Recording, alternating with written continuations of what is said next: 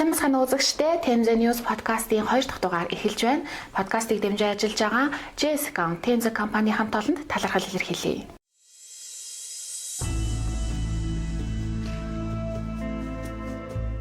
За өнөөдрийн дугаарын зочноор Татрын мэргэсэн зөвлөх үйлчилгээний ууган компани Монгол Tax TMZ компани үүсгэн байгуулагч доктор Тунгалагмаа агш оролцож байна. Урилгыг хүлээн авч хүрэлцэн баярлалаа. Мөн танд болон танаа хамт олон 20 жилийн айн баярын мэнд хүргэе. За маш их баярлалаа.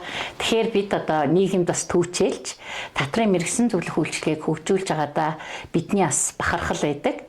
Тэгээд энэ сайхан 20 жилийн түүхийг маань хуваалцаж Татрын мэргэсэн зөвлөхийн нийгэмлэгийн бас ийм сургалт сурчлагын мэдээллийн шин суваг дээр урьж оролцуулж байгаад их баярлалаа. Анх танаа байгууллага үүсгэн байгуулагдахад Татрын мэргэсэн зөвлөх үйлчилгээний суурь ямар түвшинд байсан, хүмүүсийн ойлголт хандлага ямар байсан? Эндээс яриагаа эхлэе. За тэгэхээр аливаа бүхний эхлэл гэдэг бол хамгийн чухал байдаг. За эхэлж чадсан бол аливаа ажлынхаа нэг 60%-ийг хийчлээ гэж үздэг шиг энэ зоригийг өгч 2004 онд Татрын мэргэсэн зөвлөхийн нийгэмлэг байгуулагдаад эхний нэг 50 гаруй Татрын мэргэсэн зөвлөхүүдэд бэлтгэсэн байсан.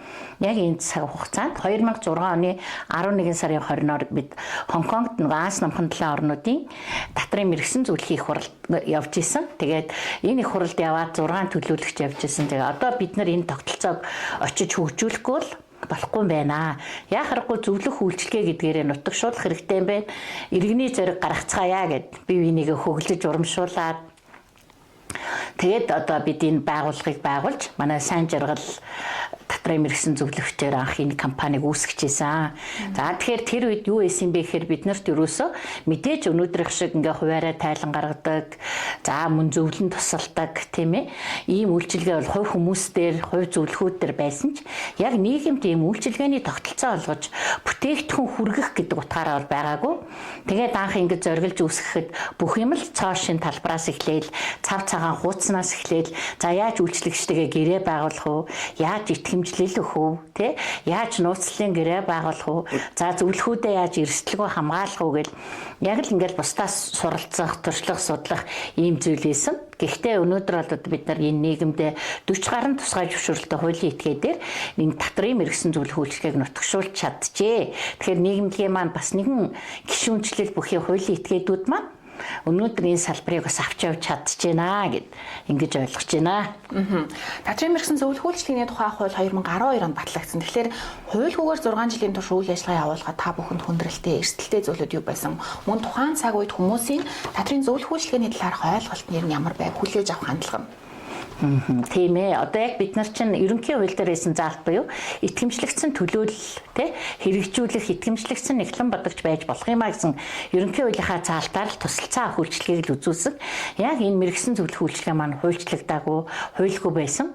За ингэнгუთ яг нэг бид нар хуулийн хүрээнд Татрын зардлыг одоо төлөвлөж, удирдах, бүртгэж зөвлөнөө гэл ингээл гэрэн дээрээ, сурчлагын дээрээ ингээл таниулангууд бидний чинь Татраас зүгтаа харах заах гэж байна гэдэг сөрөг хүртэл ийм ор амьсгал орж ирж исэн. Гэхдээ нөгөө нэг зориг гэдэг имийг хараад ойлголтоо итгэл үнэмшлээ нэмэгдүүлээд энэ бол ганц нэг хүн хувь хүний ажил биш шүү дээ. Энийг анханасаа санаачилж сэтэжийн тогтолцоог бий болгоход хүч хөдөлмөрөө өгч исэн үе үеийн тийм ээ. Манай нийгэмлэгийн удирдлагууд, за мөн энэ нийгэмлэгийн гишүүд, за энэ бүгд чинь өөрийн талбарын төлөө анхны хуулийн этгээдүүд маань явж исэн. Гэхдээ яа харахгүй тусгайлсан зохицуулалтаа хуульгүй байсан учраас хардах, сэрдэх өөрийнхөө үйлчилгээний эрх ашгаа хамгаалах гэдэг дээр бол хуульцын одоо цоорхой гэдэг юм уу, хуулиар хамгаалагдаагүй харилцаа бол байсан. Энийг бол үгүйсгэх аргагүй. Тэгээд энэ бүгдийн ард тууштай нэг ингээд явж исэн. Тэгээд бас нэг миний хэлэх тухтай гоё үг байдаг. Татрын мэргэсэн зөвлөхийн нийгэмлэгийн ууган хүүхэд, ууган охино гэл ингээд бас хамт олонныхоо өмнө манлайлал үүсгэчихээр өнөөдрийн тэр бэрхшээлтэй гэхээсээ илүү өнөөдрийн бидний бүгдийн нийгэм түүчээлж байгаа Татрын мэргэсэн зөвлөх хуулийн этгээдүүдийн маань үйл ажиллагааг за 12 онд хуульчилж гаргаж ирэхэд хүртэл хэлж ийсэн л да. Хуулийн ажлын хэсэгт ажиллаж байхад бид нар ч нөгөө харилцагчдынхаа хувийн эргийг ингээ хөтөлсөн үйлчилгээгээ 6 жил үзүүлсэн байж штэ. Тэгээд байхад нөгөө яг хууль гаргаад ирэхэд бас нэг тусгайлсан зохицуулалттай ажил үйлчилгээ гарах гэж юм ч гэдэг юм уу их хурлын гишүүд доторч гэсэн бас юм ойлголтын нэгцэл байхгүй байхгүй. Аливаад нөгөө нэг ямар ч зүйл ганцхан манай татрын мэрэгсэн зөвлөх үйлчилгээч биш. Аливаа зүйлд нөгөө мэдээллийн бодтой байдал. За мэдээлэл бодтой байлаа гэхэд нөгөө шийдвэр гаргах болон тэрнийг олон нийтэд таниулахад ижил хэмжээний ач холбогдол бүхий ойлголтыг өгөөгүйгээс болоод зөрүүтэй ойлголтууд, зөрүүтэй тийм одоо мэдээлэлтэй буруу ташаа ойлголт яваад идэг. Энэ бүгдүүд бол мэрэгсэн зөвлөх үйлчилгээний хуулийг баталж байхад энэ үйлчилгээч өөрөө 6 жил явцсан юм биш үү? Тэгэхээр энийг одоо хамгаалах нь зөв юм бэ? Бусад улс орнуудын жишгээр явах нь зөв юм бэ? Хуультай хуульгүй байдаг ч гэсэн манайд яхахгүй хуульчлах нь зөв үү гэл 2012 оны 12 сарын 27 өнөдөр татрын мэрэгсэн зөвлөх үйлчилгээний маань тухай хууль гарч ирснээр бид нар одоо хуулийн тусгай зөвшөөрөл бүхий хуулийн этгээдүүд энэ үйлчилгээг нийгэмд үзүүлэх болжээ. Тэгээд бидний бас ярьдаг татвар төлөгч татрын алба хоёрыг холбох гүүр болсон энэ сайхан нэр төртөө үлстэй бас ингээ хамтдаа хөгжиж өдрөөс өдөр чадварчиж өдрөөс өдөрт энэ залуу боловсон хүчнүүд шинжилгээ ухаан технологи, тийм ээ, хиймэл оюун ухаан технологийн дэвшлүүдийг ашиглаад өнөөдөр зөвлөх үйлчилгээг нутагшуулж байна гэдэг маань өнөөдөр нийгэмлэгийн маань бас нэгэн бахархал тийм манай хамт олонний ч гэсэн 20 жилийн түүчээ болсон бас нэгэн түүхийн хуудсанд үнцийг өгч байна л гэж харж байна да. Аргуу ааснаас олон зүйлийг бий болгосон хичээл зүтгэлийн үр дүнд өдгөө одоо татрын мэрэгсэн зөвлөхүүд 2000 орчим байна. Зөвлөх үйлчилгээний компаниуд 40 гаруй байна. Тэгэхээр эдгээрийг түүчилж яваад танаа компани 20 жилийн түүхээс бид нартай хуваалцвал одоо ямар төвшөнд хөгжөөд байна? За тийм. Тэгэхээр өнөөдөр Монгол такс гэдэг компани 4 аймагт салбартай, Улаанбаатар хотод төв самлбартай нийтдээ нэг 50 орчим те 52 одоо хүний бүрэлдэхүүнтэй үйл ажиллагаагаа нийгэмд хүргээ явж байна. Тэгэхээр энэ үйлчилгээ гэдэг ямар нэгэн бид нар үйлчилгээ гэдэг юм чинь хүний нүдэнд бас тэр болгон харагддаг. Тэгэхээр үйлчилгээ гэдэг юм чинь бүтээгдэхүүн хүргэж ийж хүнд очтیں۔ Бидний гараас бүтээгдэхүүн гарч байгаа. Зөвлөх үйлчилгээний бүтээгдэхүүн гарч байгаамаа. Тэгэхээр бид нар энэ хамт олон гэдэг бол ганцхан хувь татрын мэрэгсэн зөвлөх буюу 2000 зөвлөхөөс манайд нэг одоо 17-8 татрын мэрэгсэн зөвлөх ажиллаж байгаа. 52 хүнээс чинь нэг 33% байна уу да. За ингээд татрын мэрэгсэн зөвлөх ажиллаж байхад үлдсэн тэгвэл 60% хэн байдаг юм бэ гэхээр энэ үйлчилгээг багаар хүргэдэг юм аа. Тэгэхээр нөгөө дэм дэмэндээ дээс эрчэндээ гэдэг шиг нэг зүг рүү зориглон хараад тэрнийхээ төлөө бие биенийхээ дэм дэмжлэгээр жишээлбэл бидний одоо татрын мэрэгсэн зөвлөх үйлчилгээ авах хуулийн этгээдүүдийн маань аль орон зай их байгаа юм. Бизнесийн орчиндөө тандалт судалгаа их хинт билүү энэ шин бүтээгдэхүүнээ хүргэх үү тийм ээ. За яаж төгөлдршүүлэх үү гэдэг хайлтыг хийдэг бизнесийн орчин маань. Яг нөгөө мэрэгсэн зөвлөхүүд яг нягтлан бодогчд хэсгийнх маань ажилдаг яг тэр гүйцэтгэлийн орчныг нэгж. За тэнгуут мэдээж хүн ажиллаж байгаа хамт олон байгаа учраас альва зүйлд нэг дэмжих орчин байх хэвээр. Тэгэхээр манайх бол бизнесийн орчин, гүйцэтгэлийн орчин, дэмжих орчин гэсэн 3 ийм нэгжээр энэ ажил үйлчлэгийг хүргэж байна. Тэгэхээр энэ бол ганцхан татрын мэрэгсэн зөвлөх хувь хүмүүс биш. Энэ бол багийн үйл ажиллагаа. Тэгэхээр багийн үйл ажиллагаа гэдгийг нотолж чадсан, нэг зүг рүү харж чадсан. За бүтээгдэхүүн зөвлөх үйлчилгээнийхээ бүтээгдэхүүнийг нутагшуулан хөгжүүлэхдээ бид багийн системийг, стандартыг мөрдөж, ёс зүйг дээдлснээр өөрийн гэсэн сахилга хотын соёлыг бий болгож чадсан нь Монгол таксийн бас нэг өөрийн гэсэн үнцийг харилцагчтай барих амлалт байна л гэж ингэж. Ер нь бол энэ зөвлөх үйлчилгээ итгэл суурилсан үнцнийг бүтээдэг ийм л ажил үйлчилгээ. Гэрээд одоо нягтлангаас ялгаатай хамгийн том агуулга нь бол хариуцлагыг өөрсдөө үүрдэг ийм тогтолцоогоос. Тэгэхээр эргээд бас эрсдэл өндөртөө мэдээж мөнгө санхүүдэд харьцаж байгаа хүмүүс эрсдэл өндөртөө. Тэгэхээр энийг яаж та бүхэн хамгаалт юм бэ? За тийм хамгийн гол бахархах зүйлээ хэлсэнгөө бүтээсэн тийм ээ. Тэгэхээр бас цэрэнтлмийнхаа асуултанд баярлалаа гэж хэлмээр байна. Тэгэхээр бид нар өнөөдөр эхлээд үйлчилгээ гэдгээ бүтээгдэхүүн болгохын тулд хамгийн түрүүнд чанарын гэдэг асуултыг буюу чанарын удирдлагын стандарт, олон улсын стандартыг нэвтрүүлсэн. Ингээд 3 дахь жилдээ тохирлоо авч өнөө жил 4 дахь жилдээ ажиллаж байгаа юм чанарын удирдлагын олон улсын стандарт нэвтрүүлсэн. За нэгэн тийм стандарт нэвтрүүлэн нөө хариуцлага гэж ярьж штэ зөвлөх үйлчилгээний амлалт. Тэнгуут мэрэгжлийн хариуцлагын даатгал бид нар хүмүүсээ даатгадаг. Гэрээний үнийн дүндээ бид нар мэрэгжлийн хариуцлагын даатгалыг хийгээд өөрөлдвөл бас нэм итгэл үнэмшил эрсдлээс өөрсдөө хамгаалах ийм бас зах зээлийн тогтолцоогоос хөгжүүлснээрээ өнөөдөр бас үндэсний зөвлөх компанийн хувьд бас л энэ маань зардал шүү дээ. Тэгэхээр энэ зардлыг бас дагаад өөрснийхөө хэмжээнд бас ийм түүчилэх үйлчилгээнийхээ мөн чанарыг хөгжүүлж чадж байгаа гэдгийг бас хэлэх. Одоо нэг үе бодоход бас татрын зөвлөх үйлчилгээний талаар мэдээлэл ойлголттой болсон. Энийгээр үйлчилгээ авдаг компаниуд ч гэсэн жилээр өсөж байгаа. Тэд нартай тулж ажиллаж байгаа нэгтлэн бодогчид татрын зөвлөхүүдийн маань ур чадвар ямар төвшөнд байна, хэрхэн сайжруулах хэрэгтэй, энэ дээр та бүхний хардаг өнцөг юу вэ? За тий. Ер нь бол тэгээд цаг хугацаа гэдэг бол өдрөөс өдөр шин шаардлагуудыг хүмүүс тавьдаг. Тэгэхээр татрын мэрэгсэн зөвлөх үйлчилгээ гэдэг нэг талаас харилцагчийн хамгийн нууц нандин юм тоо мэдээлэлтэй харьцдаг. Хэдийгээр хуулийг хэрэгжүүлж байгаа ч гэсэн их эмзэг тий байдаг. Дандаа л юм нэг жоохон сэтгэл зүй татвар төлөгч биднийг төлөвлөх гэлээ гэсэн. Тэгэхээр яг хуулийг дээдлээд бид нар хуулийн хүрээнд ногдуулаад төлж явахдаа мэдээж мэрэгсэн мэрэгжилтний ур чадвар гарцаагүй чухал. Тэгэхээр бид нар нийгэмлэг маань бол гишүүдээ тасралтгүй 3 жилээр хуулийн дагуу эрхийн сунгаа явж байгаа. За энэ бидний мэрэгших ур чадвар буюу хууль тогтоомжийн хэрэглээ, нэгтлэн бодох бүртгэл, тэ бусад одоо техникийн тэ програм ур чадвар нь өссөн ч гэсэн өнөөдрийн хамгийн гол юм бол тэр зөөлөн ур чадвар буюу бид нар харилцагчтай харилцаж байна, багаараа энэ үйлчлэгийг хүргэж байна, тийм ээ. Тэгэхээр түрүүн хэлсэн чинь нөгөө эмзэг гэдгээрээ нөгөө хүн дандаа тийм жоохон ширүүн, гомдомхой байгаа ийм цаг үе дээр л дандаа бидний зөвлөх үйлчлэг тогтоод шүү дээ. Тэгэхээр нөгөө хүмүүстэй сэтгэл зүрхээрээ нөгөө дандаа юм бухимдсан, за нэг акт гарсан байлаа гэтэл маш их стресст орсон тийм хүмүүс байдаг. Тэгэхээр бид нар зөвлөхүүд ерөөсөө их гоё тийм хүний харилцааны харилцаа өөрөө нийгмийн баялаг болсон энэ цаг үед өөрсдөө тийм харилцааны зөөлөн ур чадваруудыг эзэмшиж чаддаг. Тэгээ хүмүүсийг сонсох чадвараа хөгжүүлж чаддаг. За сонсоод өгсөн юм чинь маш тэр хүмүүс бол яг бидний мэрэгсэн мэрэгжилтэн шиг мэрэгжлийн хууль эрхцээ нэр томьёог тэр болгон хэрэгжилж чадахгүй ч гэсэн тэр хүмүүст юу нь хэрэгтэй юм алийг нь авч гол шийдвэрээ гаргах хэрэгтэй юм. Бидний боловсруулсан мэдээлэлээс дараагийн шийдвэр гаргалтанд чинь эн чинь хамгийн чухал юм шүү гэдэг сонголтыг их тодорхой мэдээллийн орон зайг бий болгож өгөх ийм ур чадваруудыг эзэмшмээр юм шиг санагддаг. Залуучууд маань болохоор байгаа нь л энэ гэдэг утгаар хаях юм бол бид нар зөвлөн тусалдаг, татвар төлөгчдийг бойжуулдаг, татвараа төлдөг ийм нийгмийг төлөвшүүлэхэд бол нөгөө үндсэн зорилго бас биднэрт адилхан байна шүү дээ. Монгол улс сайн сайхан хөгжих ёстой, улс их орн маань хүчирхэг байх ёстой. Тэгвэл улс гэрийн үндсэн санхүү басан төсвийн орлогын дийлэнх бүр 90% нь татрын орлого эзэлж байгаа учраас энэ татрын орлогыг бүрдүүлэх ажилд манай татрын мэрэгсэн зөвлөх хуулийн этгээдүүд, мэрэгсэн зөвлөхүүд тийм ээ. За санхүү бүртгэлийн ажилтнууд ажиллаж байгаа учраас бид бас нөгөө Монгол улс татраа зөв тодорхойлдог, үүргээ биелүүлдэг ийм татвар төлөгч нийгмийг төлөвшүүлэхэд нь бид нар одоо татрын хөтөч байх ийм одоо зөвлөн туслах үйл ажиллагаагаа илүү сайн хөгжүүлэхэд л анхаарах хэрэгтэй. Яг нэг тоон дээр тайлан дээр гарч ирж байгаа тоон дээр гэхээсээ илүү тоон дээр нөгөө гарсан тоог нь ойлгуулах тийм ээ. Энэ татвар төлөх үүргээ биелүүлснээрээ ямар байх юм бэ гэдэг тийм үр дагавар шалтгаан тийм ээ.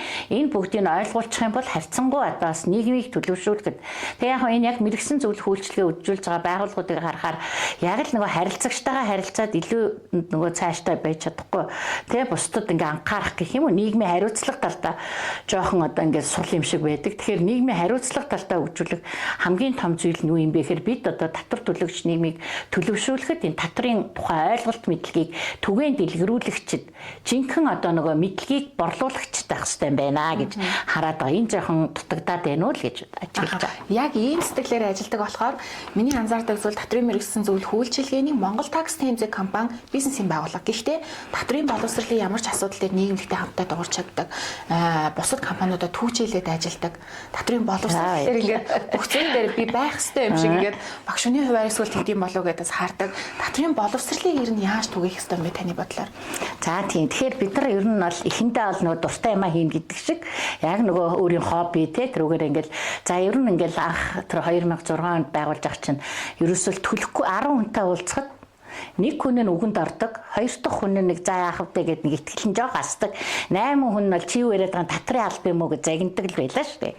Тэнгууд энэ хүмүүсийг яаж зөв татвар төлдөг юм үүргээ ойлгосон хүмүүс олох вэ гэхээр ирээдүйн татвар төлөгчд буюу хүнд нөгөө анхны ойлголт мэдлэг их чухал байдаг. Тэгэхээр анхны ойлголт мэдлэг буюу тэр үедээ нэг 10 жилийн ахлахын их стэйт сургууль сурч байгаа хүүхдүүд рүү анхны татрын тухай ойлголтыг зөв өгчвөл дараа 10 20 жилийн дараагч чинь өнөөдөр 20 жил болсон биз дээ. Тэгэхээр чин тэр анхны мэдлэг сурсаж байсан магадгүй сургалтанд сурч исэн хүүхдүүд өнөөдөр бол татвар төлөхдөө те арай өөр ихний ойлголттой байх юм болов гэдэг ийм бас хөглөө байсан те хөг аялал нь бол тийм дээр дараа нь бол бид нар нөө хууль гэдэг өөрөө хүнд яг ингээ үгүйсчлэн ойлгодгүй учраас 2007 онд бид нар анх хүний орлогын албан татврын тухай хуулиар ийм айкон ашигласан зурагтай ийм хуулийн хөтөч ном гаргаад тэгээ энэ маань өөрөө нөгөө зурагт дүрслэгээ оруулсан, хуулийн үгийг энгийн үгээр тайлбарлсан, зүйл заалтын гоё ойлгуулсан. Жишээлбэл яг оршин суугч бус гэж юм бэ гэхэл 183 оног нэг чумдаан төрсэн одоо гадагшаа нисгэж байгаа ч юм уу хүн байвал эн чинь нэр оршин суух бус хонгийн хязгаар 183 оногоос дээш доош гэдэг хязгаарлалт байдаг шүү ч гэдэг юм. Хүнд нөгөө нэг хоногшиж мэдлэг олгох тэр хараа тий анхны сонсох, үзэх тэр мэдрэмжүүдийг нь бол сургалтанд бас ашиглах нь зөв юм байна гэдгээр бид нар хийсэн. Өнөөдрийг хүртэл яхаар бидний хамт олон бол яг энэ нийгэмд бас энэ татрын боловсрал мэдлэгийг түгээхэд санаачилж байгаа. Тэгээд нийгэмлэг маань бас яг өнөөдөр үндэсний ийм татрын боловсролын зөвлөгөөнийг санаачлаад өнөөдөр 3 дахь хийх гэж байгаа. За эхнийхээ зөвлөгөөнөөр бол бид нар 4 зорилт бүхий үндэсний хөтөлбөр байх ёстой байна гэж тавьсан. За тэгээд дараа бид нар болохоор энэ үндэсний хөтөлбөрөөр хүргээхийн тулд бид нар ийм үндсэн тий одоо зорилт болгоныхаа хүрээнд юу хийх вэ гэд 2 дахь зөвлөгөөнөө хийжсэн бол өнөөдөр 3 дахь зөвлөгөөнөөрөө бид нар одоо юу хийх вэ гэхээр энэ мэдлэгийг түгээхийн тулд нэгэнт мэдлэг нь байна. Мэдлэг түгээх шаардлагатай юм байна. Тэгвэл яг энэ мэдлэг түгээдэг хүмүүсээ яах вэ? Яа сургагч агшаа бэлтгэе гэдгээ бэлдээл байгаа шүү дээ. Бид хэд ч юм бас туршилтаар хүүхдүүдэд орох багш гэл. Гэхдээ энийг систем болгож хөгжүүлэх тий энэ өөрөө бид нар магадгүй зүгээр татрын мэрэгсэн зөвлөх гишүүд маань эрхээ сунгахтаа хүртэл тухайн байгаа орон нутагтаа яг энэ татрын боловсролын чиглэлээр яг нөгөө хичээл сургалт орцсон бол энийг нь бас зохиох ёсны кредитт нь тооцдог ч юм уу те эргээд нөгөө хүмүүсийг санаачлагтай манлайлагч авах ийм шүтэлцээ тогтолцоог л бий болгоход явж байгаа. Тэгэхээр бол ингэж одоо бид нар нийгмээрээ Монгол улс гэдэг өөрөө тэ өөрийн гэсэн өнгө төрхтэй өөрийн гэсэн хүчирхэг Монголын иргэн бүхэн өөрийн гэсэн дархлаатай байя гэвэл яг татраа төлдөг сэтгэл зүйн зөв төлөвшөх ёстой. Энэ мэдлэг анхныхан зөв ойлгогдох ёстой. Тэгэхээр яг энэ дээрээ л хэдүүлээ одоо бас их гоё нэгдэж ажиллаад байх ёстой юм байна л гэж харж байгаа.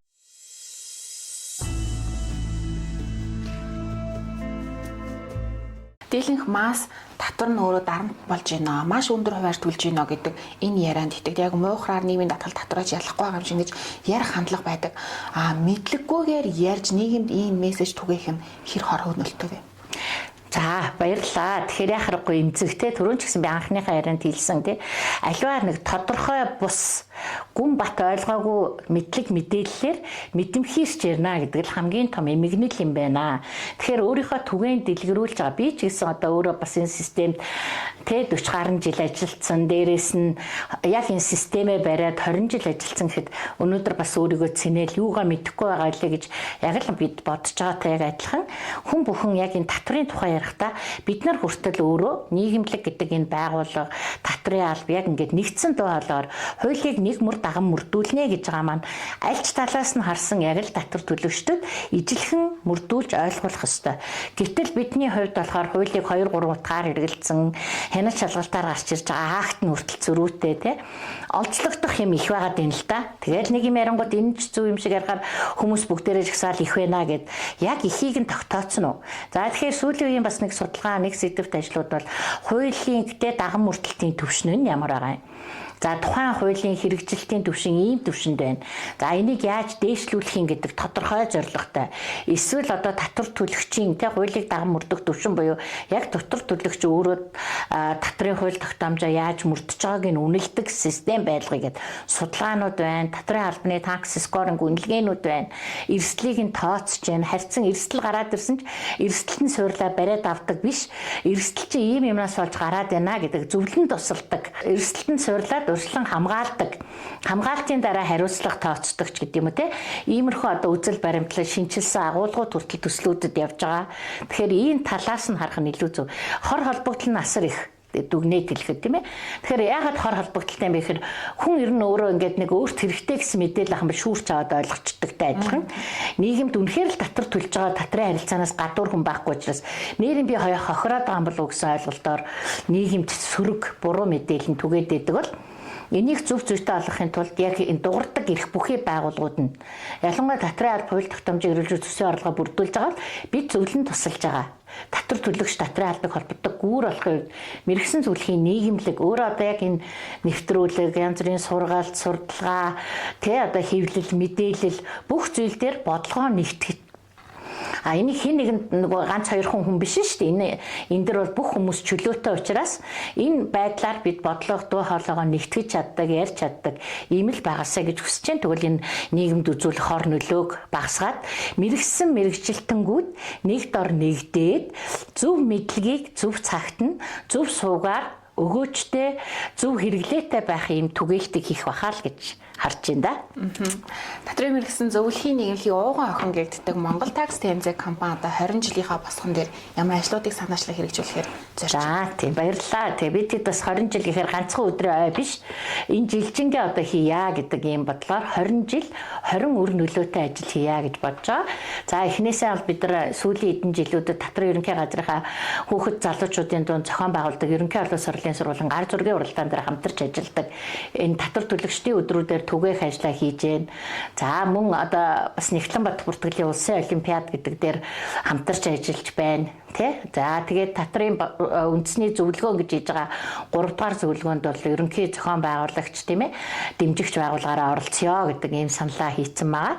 За мөн ёс зүй буюу одоо бидний эрхэмлэн барих хамгийн том юм бол нэг дүрм сахилгават буюу ёс зүй гэдэг юм байх хэвээр. Тэгээ энэ ёс зүй буюу таны ирээдүйд татрын боловсрал гэж жил болгон худалдаа ажилдрын танхимдаа хийдэг энэ үндсэн тэ арга хэмжээгээ өнөө жил нийгэмлэгийнхаа ёс зүйн өдөрлөгтэй хамтруулаад хийх гэж байна.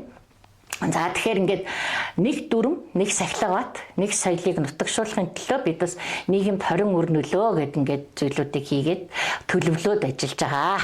За цаг заваасаа хуваалцаж бидэнтэй ярилцсан танд баярлалаа. За баярлалаа. Тэгээд нийт татвар төлөгчдөө энэ татрын алба татвар төлөгчийг холбож байгаа нийт мэрэгжил нэг татрын мэрэгсэн зөвлөхүүдтэй за нөгөө бизнес гэдэг утгаар нь бас ачааны хөндийг үүрч байгаа татрын мэрэгсэн зөвлөх хуулийн этгээдүүдтэй тэнд ажиллаж байгаа нийт ажилтнуудтай за бидний одоо хамгийн том үн цэнтэй татвар харилцагчид болсон татвар төлөгчдөө хамгийн сайн сайхан буюу хүн бүхэн өөрийнхөө зорьсон зорилгын төлөө тууштай байгаад тогтмол байнгын тийм амжилтын төлөө үр дүнгийн төлөө тууштай байгаарай. Энэ бол бидний татвараа төлөх иргэн хүний үүрэг шүү.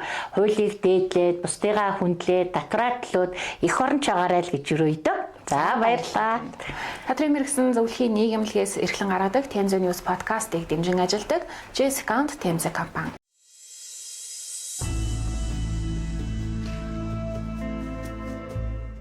Энэ удаагийн подкастт хамт исэн үзэгч та бүхэнд баярлалаа. Дараагийн дугаараар иргэн уулзцгаая.